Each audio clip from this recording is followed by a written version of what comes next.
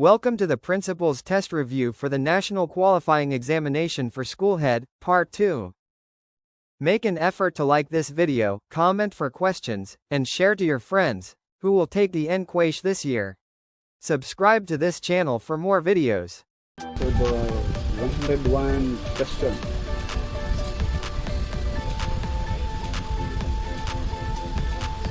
Which of the following is the best description of mentoring?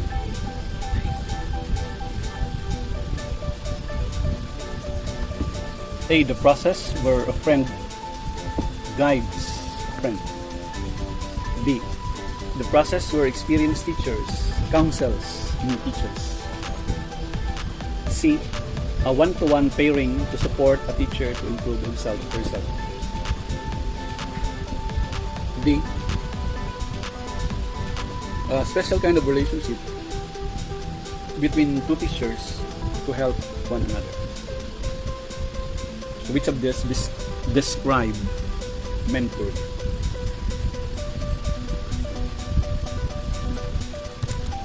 Question 102. In the school-wide student assessment program, what kind of assessment is done at the start of the school year? Number 1, diagnostic test. Number 2, inter-level skills test. Number 3, pre-test for all learning areas. Number 4, achievement test.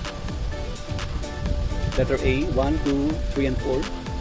Letter B, 1, 2, and 3. Letter C, 1, 3, and 4. Letter D, 1, 2, and 4.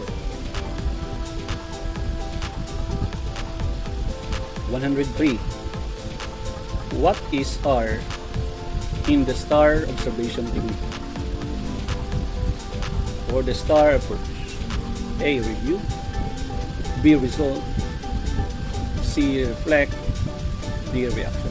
What does R stands for in the STAR observation technique? Number 104.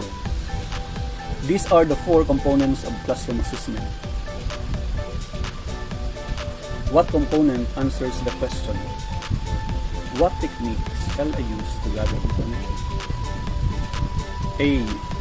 Use. B. Purpose. C. Evaluation. D. Measuring. So, these are the 4 components of classroom assessment. What component answer the question? What technique shall I use to gather information?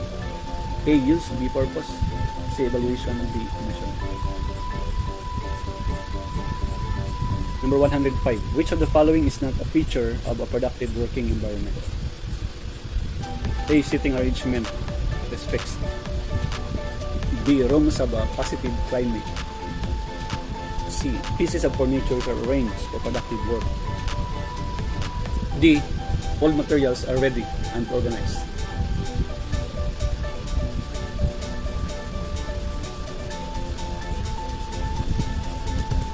(106)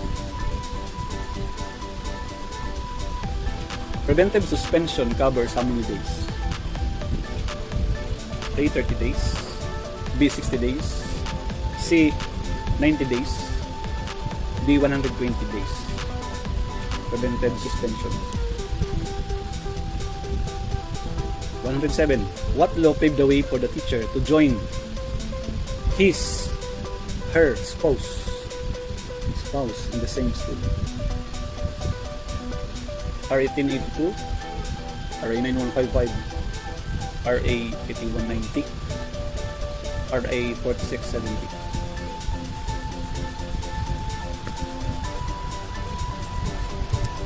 108. What position in the school PTA can be held by a teacher member? A. Treasurer. B. Vice President. C.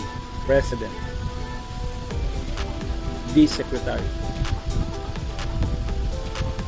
So, anong position lang ang pwede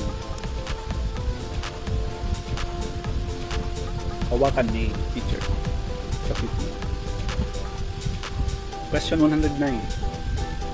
Which of the following is not a part of the computer system? A. Peopleware. B. CPU.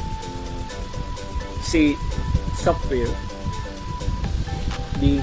Graphics. Hindi bahagi ng computer. Number 110. What is the start of the term of office of the board of directors and its officers? A. The date of election. B. The first day of the school year. C. It starts on the first day of July. Letter D. Every July 15. What is the start of the term of office of the board of directors?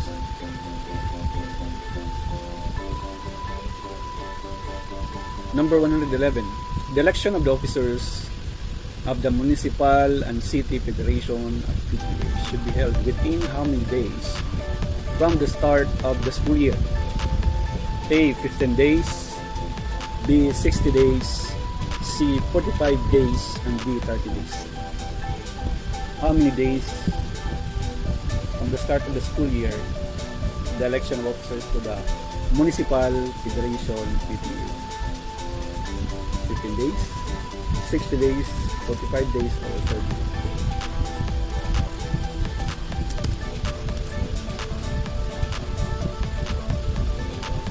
(112) In the revised color coding scheme for deployment of teachers in the public secondary school, Epic Order number 88, series of 2009, what color is given the third priority? A. Black. B. Gold. C. Red. D. Orange. 113. An educational development plan that shows the intent and design that the schools will undertake to introduce learning outcomes within the context of SBM in a prescribed period at a given cost. A. School Governing Council. B. The Annual Improvement Plan. C. The School Improvement Plan. And letter D. BESRA. It shows the intent, the design that the schools will undertake to introduce learning outcomes within the context of SBM in a prescribed period at a given cost. 114. What law allows illegitimate children to use their father's surname? ARA 9775, ARA 9262, CRA 9255, DRA 9244. 115. It is a process by which members of the school community conduct a thorough evaluation of their school's educational programming the previous school year and develop a written school plan or roadmap. A. School improvement planning. B. School improvement assessment. C. School improvement process. D. School improvement evaluation. 116. The window opening shall be at least blank high. 2 meters. A. B. 1.5 meters. C. 1 meter. D. 1.25 meters. 117. What learner-centered principle is applied when a teacher asks the student to use a Venn diagram to compare their new knowledge and existing knowledge? A. Context of learning. B. Construction of knowledge. C. Strategic thinking. D. Thinking about thinking.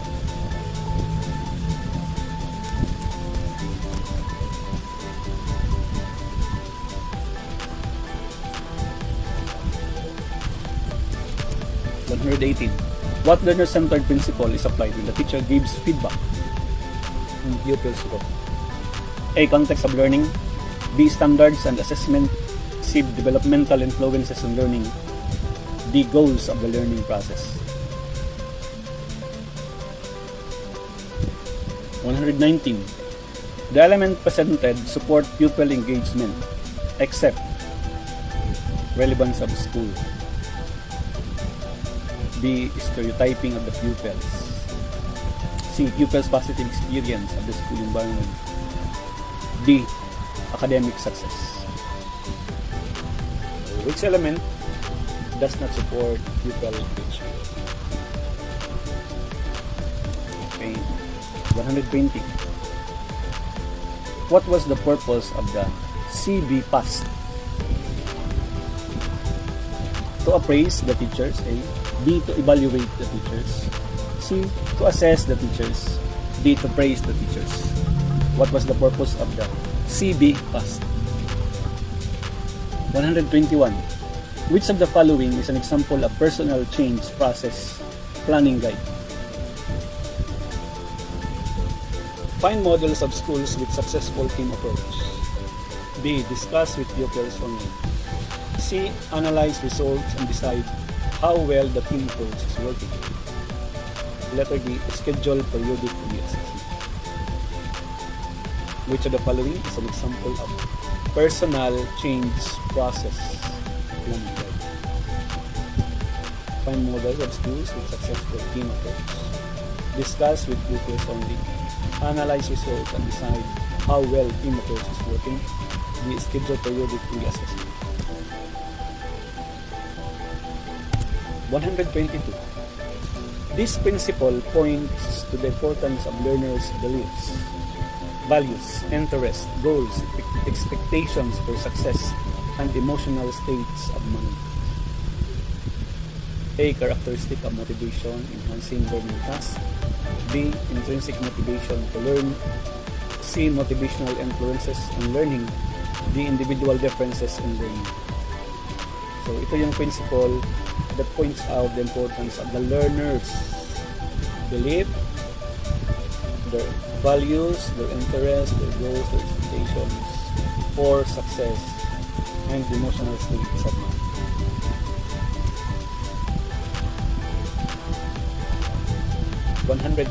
This principle addresses the multiple eras and the stages of development that apply to all learning staff and students alike. A. Social, cultural, and diversity. B. Characteristic of motivation enhancing learning tasks. C. Intrinsic motivation to learn. D. Developmental constraints and opportunities. 124. What is placement? A. Disarrangement of positions. B. Job assignments of the employee. C. The state of being placed. D. Giving what is asked by the employee. 125. What is the process designed to acquaint both newly employed and newly assigned employees with their job positions, the community, and their colleagues? A. Induction. B. Mentoring. C. Greeting. And D. Introduction. So it's a process to acquaint the newly assigned employees with their job positions. So, yeah. 126. What is the incentive factor for those personnel affected by the RAT plan or serving for more than 20 years up to 30 years? A. 0.50.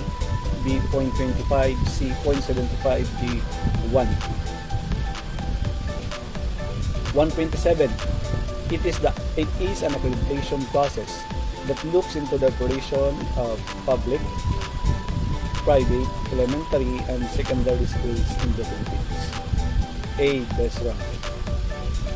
B. SBM. C. Access. D. Passlet. The accreditation process. 128. It is an eligibility criterion for conferment of Center of Excellence. A. Reaccredited status. B. Registered status. Letter C. Accredited status. And D. Permanent status. Next number, 129. Which of the following is not an indicator that teams get the best result? Not an indicator. A. Respond quickly to external client needs. B. See opportunities. D. C. Take up more time with fewer results. D. Leverage the resources. So, not an indicator that the teams get the best results. 130. How do you call teachers who have both the high level of commitment and abstraction? A. Unfocused. B. Professional. C. Analytical. D. Practice. 131. What do principals and teachers do in the post-observation conference in the classroom observation cycle? So, ano yung ginagawa ni principal and the teacher during the post-observation? A. Agree on improvement targets. B. Analyze the findings and data from the observation.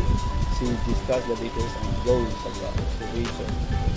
And letter D. Review the progress of the classroom observation. 132. Which of the following is not a goal of a mentor to his or her mentee? To help drive self-confidence. B. Self-esteem. C. Self-control. D.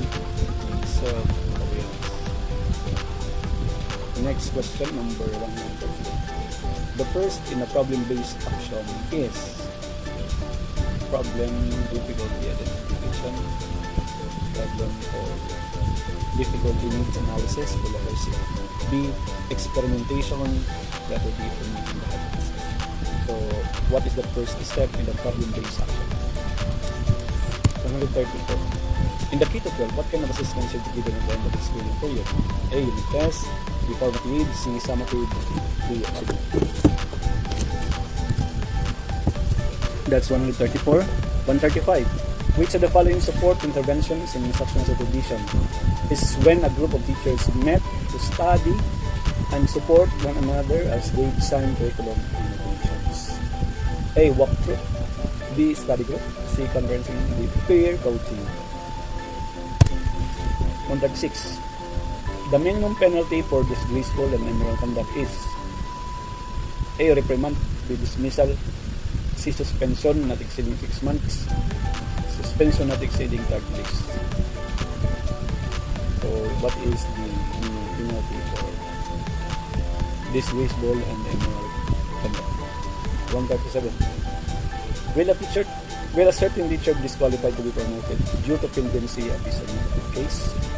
A. None of the above or none of the choices. B. No. C. Yes. D. Maybe. 138. Preschool education funded by PT and other organizations now called DepEd Special Program. Locally funded program. Preschool contracting scheme. The DepEd subsidized program. 139. Which of the following is known as an output process? A. A document being encoded. B. SPSS. D. A document being printed. D. A Microsoft Excel program. 140. A program support loan secured by the government of the year grant finance in part the various scale contrast according to the district. What do you call that fund? A is Beam grant, B in the MDG grant, D Spear grant, and D that's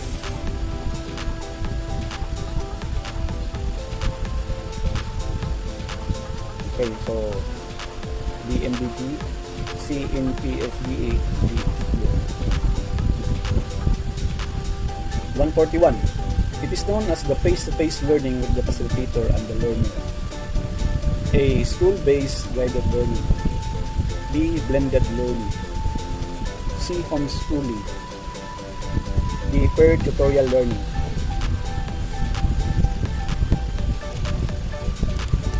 142. What core principle is involved in the school's improvement? Gives the school community an opportunity to reflect on the school in the past school years. A. It is participatory. B. It is inclusive and integrative. C. It is continuous. D. It is logical and correct. What core principle is involved in the school improvement? Gives the school community an opportunity to reflect on their school in the past school years.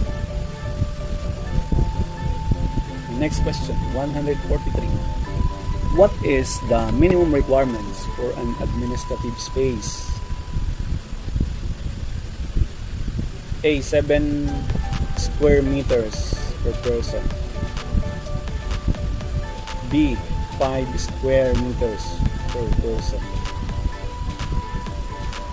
C. 3 square meters per person. Letter D. 6 square meters per person. So, ano yung minimum requirement sa Christmas? 144. Window opening shall be at least how many percent of the floor area of the room? A. 7.5%, B. 15%, C. 10%, D. 5%.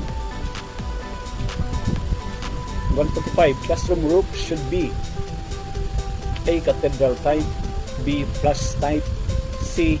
swing type, D. curve type.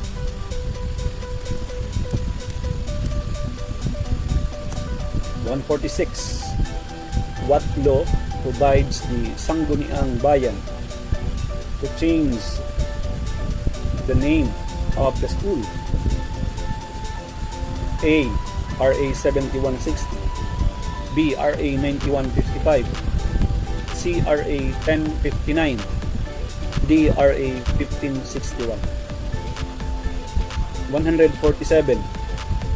The proper height of the chalkboard from the floor to its top edge is determined by multiplying the mean standard height of the class by the constant blank. A. 130, B. 1.0, C. 1.20, D.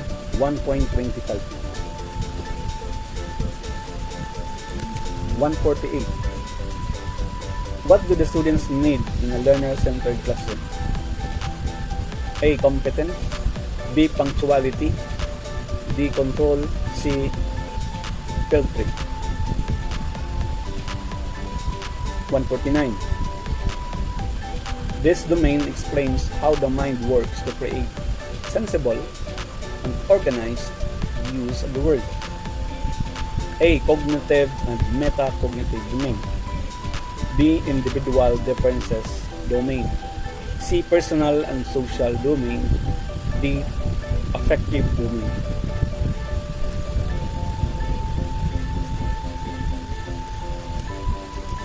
And 150.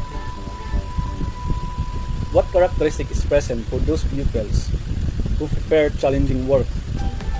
A. Intrinsic motivation to learn, B. Higher order thinking skills, C. Motivational influence on learning, and D. The construction of knowledge.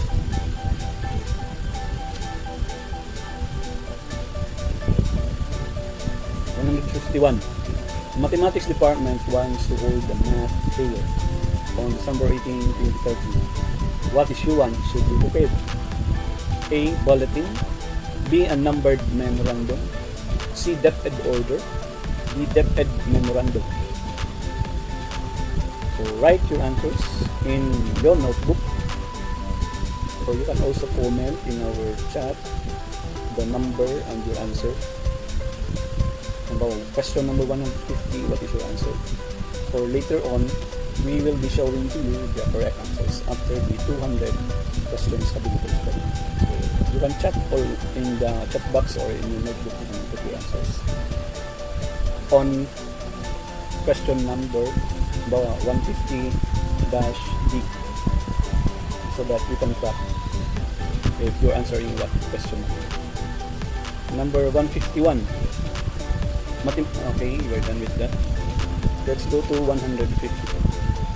In what issue 1 says you can read the performance-based bonus details? A. DepEd order, B. DepEd memorandum, C. DepEd gazette, D. bulletin. 153. The person that administers selection and aids the superintendent in solving personal problems. A. Executive officer, B. Director of human resources, C. School administrator, and D. School heads. The person that administers selection and aids the superintendent in solving personnel personnel problems. 154. What is the sector for technical, vocational, and middle level education? A. TESDA, B. EDCOM, C. CHED, D. DepEd. 155. It is the material given by a person to the employer when he or she is applying for a job. A. Resume, B. bank credit, C. brochure, D. flyer. 156. An executive order directing a strategic review of the operations and organization in the executive branch of the government. EO 355, EO 366, EO 333, EO 344. Which of the following is a key to empowerment?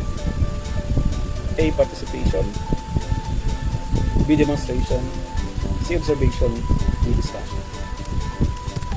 158. Which of the following is not a strategy of principal's instructional leadership role?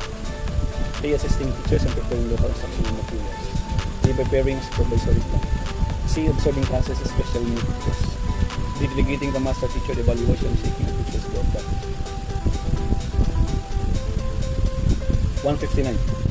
Which of the following is the appropriate instructional supervisory approach for a teacher who is professional?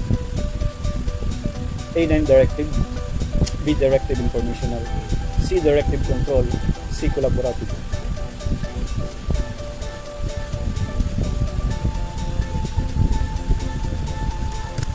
160. Which of the following are professional qualities of a manager? A. 160. A. Has the ability to recognize the needs and problems of others. That's 1. 2. Has a proven record as professional counselor. 3.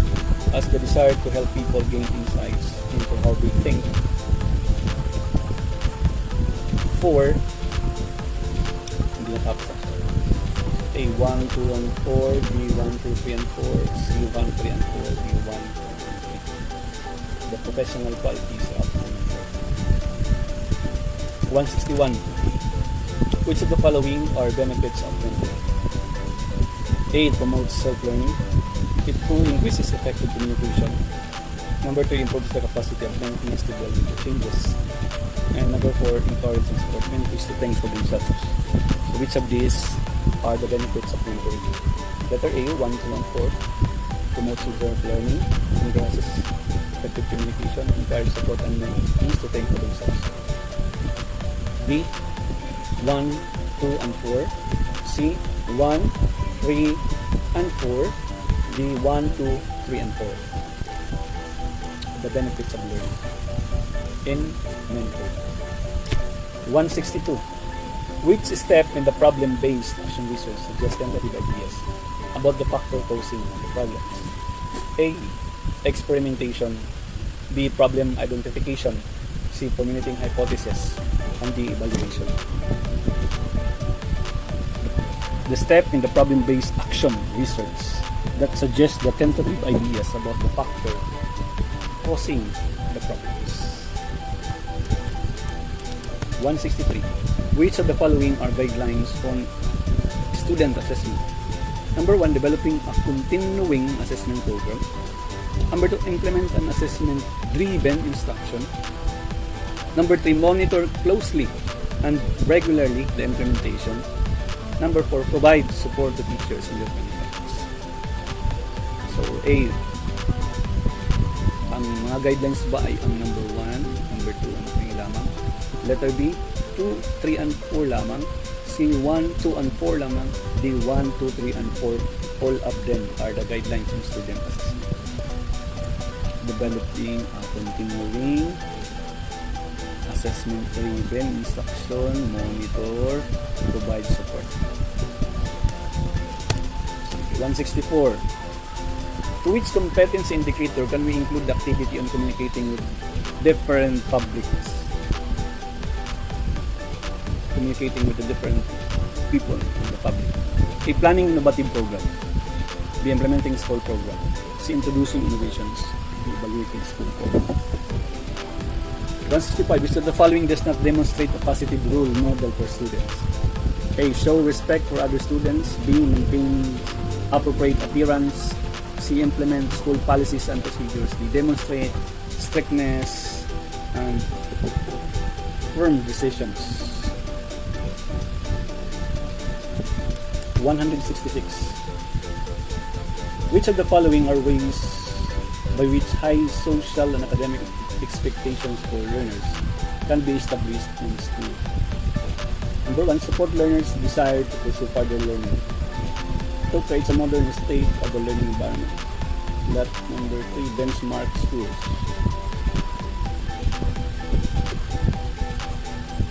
1, 2, 3, and 4. Letter D, 1, 3, and 4. C, 1, 2, and 3. Letter D, 2, 3, and 4. 167. Which of the following does not communicate higher learning expectations to each learner? A. Provides learners with difficult and challenging activities. B. Uses individual and cooperative learning activities. C. Provides varied enrichment activities. D. Provides learners with a variety of learning experience. So saan dyan ang does not communicate higher learning expectations?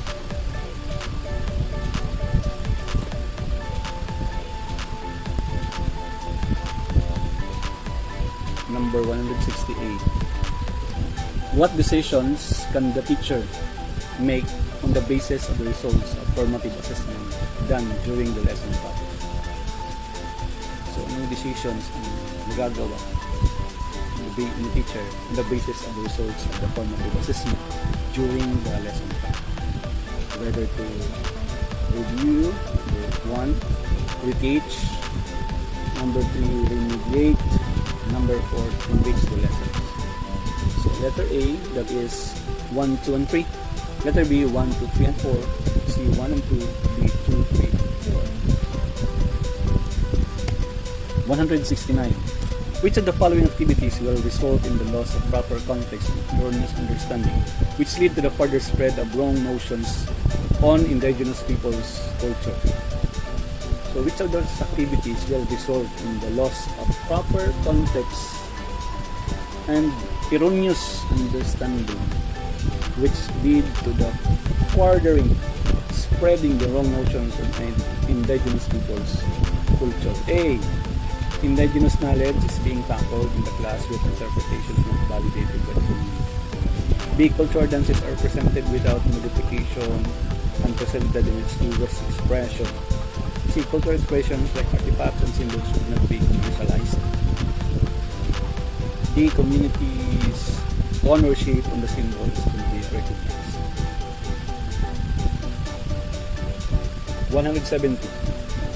What description would be given to a teacher 1 if he or she showed knowledge of content and its integration within the full subject areas, as shown in OB1 with a rating of 4? A. Outstanding. B. Very satisfactory. C. Unsatisfactory. D. Satisfactory. So the description that can be given to teacher 1, if she have showed knowledge of content and its integration within the subject areas as shown in OB1 with a rating of 4. That's 170. 171. Annotations are important because A. It makes your evidence speak on your behalf. Number 2, it highlights your professional strength in teaching. Number 3, it helps you reflect on the teaching practices that pave the way for professional advancement. Number 4, it describes, A, 1 and 4, B, 1, 2, and 4. All of the above. So, hindi natin back. 172. Known as the absence of integrity, a disposition to betray, cheat, deceive, or defraud bad faith. So, anong tawag mo? There is an absence of integrity, disposition to betray, cheat, deceive, or defraud bad faith. A. Oppression. B. Moral turpitude. C. Gross neglect of duty. D. Dishonesty. 173. Refusal to perform official duty. Spend lies with what in the first offense? First offense kapag ano ang penalty you refuse to perform your official duties. First offense: A. Dismissal. B. Suspension for 6 months and 1 day to 1 year. C. Reprimand. D. Suspension for 1 and 174. Which of the following actions could be a ground for an administrative complaint?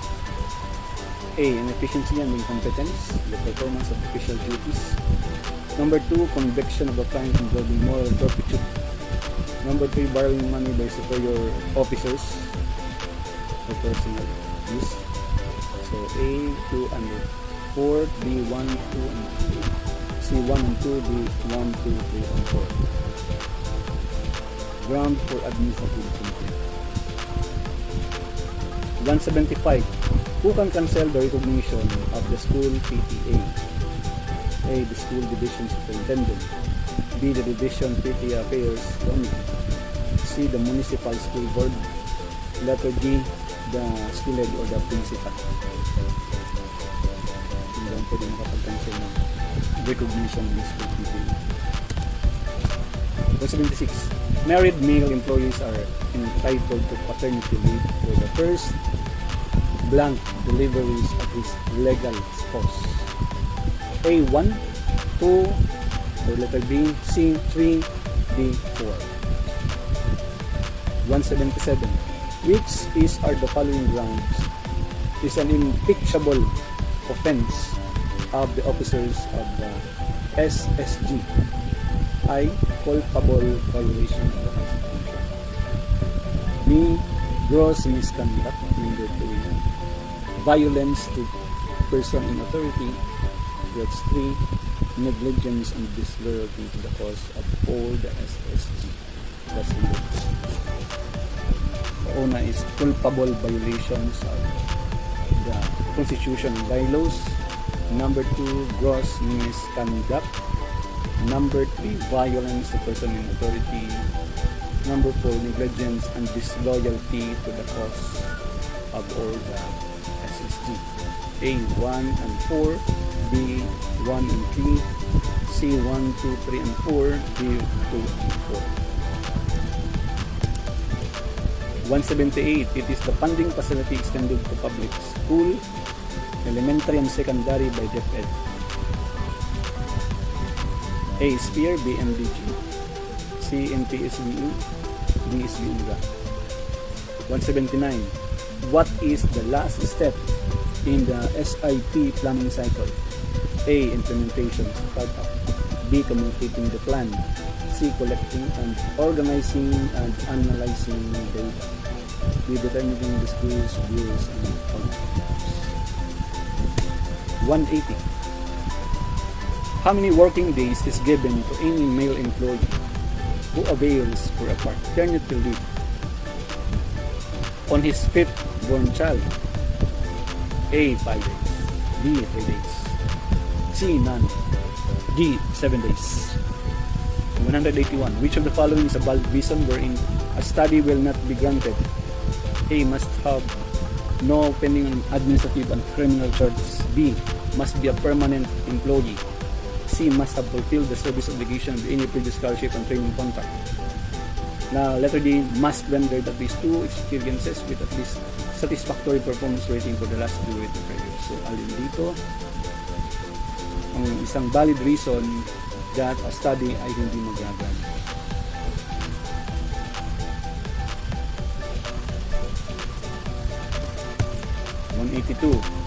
How will the teacher in the learner-centered model embrace the value and value the uniqueness of each of the pupils?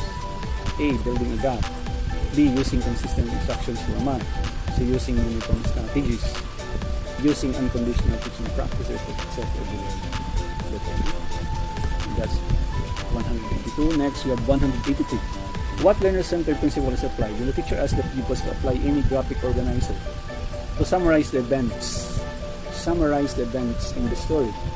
A. Goals of the learning processes. B. Standard and assessment. C. Strategic thinking and the individual differences and learning. So, anong principle ang na-apply for the teacher as the pupils to apply of any graphic organizer summarizing the events. 184. Which of these domains highly promotes both positive development, self-development? A. Personal and social domain. B. Individual differences domain. C. Affective domain. D. Could be the 185. This principle states that the depth and the breadth of information process and what and how much is learned and remembered are influenced by 5 motivational factors. The depth and breadth of information process, what and how much is learned and remembered are influenced by 5 motivational factors. A. Characteristic of motivation, enhancing learning. B. Motivational influences on learning tasks. C. Construction of knowledge. D. Intrinsic motivation to learn.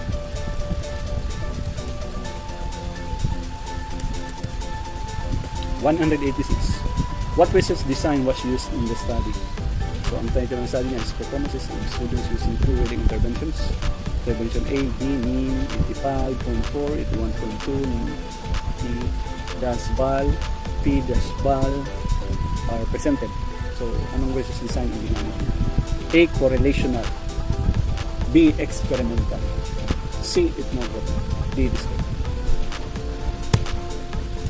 187. What research method was used in the study? Performance of students using two reading interventions. Intervention A and B, W851, so D-BAL. 198. What is the hypothesis in this study? Intervention A and B, it mean 85, tolerance 81, the others ay wala. So ano po ang hypothesis nito? A. There's no significant relationship between intervention A and B. B. There's a significant difference between the effects of intervention A and B. Letter C. There's a significant relationship between intervention A and B. Letter D. There is no significant difference between the effects of intervention A and B. 189. What is the decision for the study? There is a significant difference between the effects of intervention A and B. B. There is no significant relationship between interventions A and B. C. There is no significant difference between the effects of intervention A and B. Letter D. There is a significant relationship between interventions A and B. 190. So, malapit na tayo. Which is the best course of action for the principal? A. Let the teacher vote on what to use. B. Implement intervention A. C. Implement intervention B. D. Implement both interventions. Based on the data presented, ano ang dapat na course of action ng principal. 191.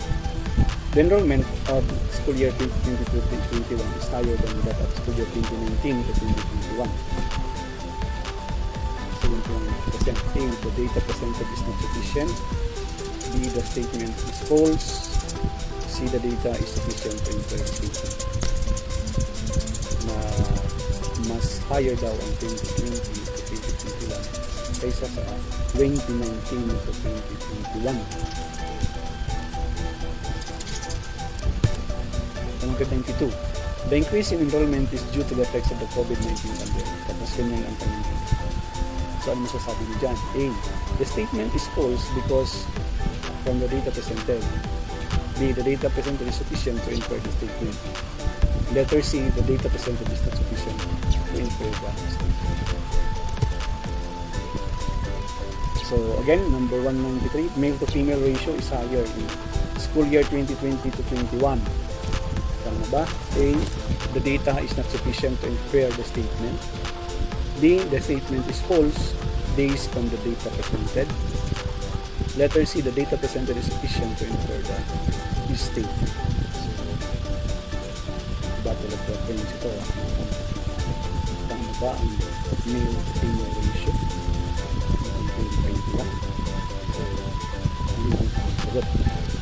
194. The school principal has to investigate the cause of low enrollment in grade 10. Low enrollment nga ba? A. The data presented is sufficient to infer the statement. B. The data presented is not sufficient to infer the statement. C. The statement is false based on the data presented. The school principal needs to investigate kaya it has low enrollment and grade 196. The highest increase in enrollment is in grade 7. Increase in enrollment. Tama ba? A. The data presented is sufficient to infer the statement. B. The data presented is sufficient to enter the statement. That letter C. The statement is false based from the data presented na highest ang increase ng enrollment in grade 7. 196. Using the graph, performance in mathematics is highest among the 3 areas. Yung English dyan is blue, the math is orange, the science is gray. So sabi nga, performance daw in mathematics in color orange is the highest among the 3 areas. Question, the data presented, the statement is false based on the data presented. The data presented is not sufficient to enter the statement. And letter D, the data presented is sufficient to enter the statement. Grade 9 level has better English teachers. So, in grade 7, yung una, grade 8 yung pangalawa, sa pangatlo, yung grade 9, yung grade 10. Yung sabi nga doon sa taas, the grade level has a better English teachers. A, the data presented is not sufficient to enter the statement. B, the statement is false based on the data presented. C, the data presented is sufficient to enter the statement. So, let's move on. Let's go to the last 2 questions. The performance of grade 8 in math and science is almost the same with the grade 10. So, performance ng grade 8 ay parehas lang daw sa performance ng grade 10. Do you agree? A, the data presented is not sufficient to enter the statement. B, the statement is false based on the data presented. And let us see that data presented is sufficient to enter the statement. So, yan po yung last slide. Yan po yung question number 2 on that. So, we will have a 5-minute break. And then, doon na po tayo sa mga sagot doon sa 200 questions na na-post natin. See you in the part 3 of this video for the answers.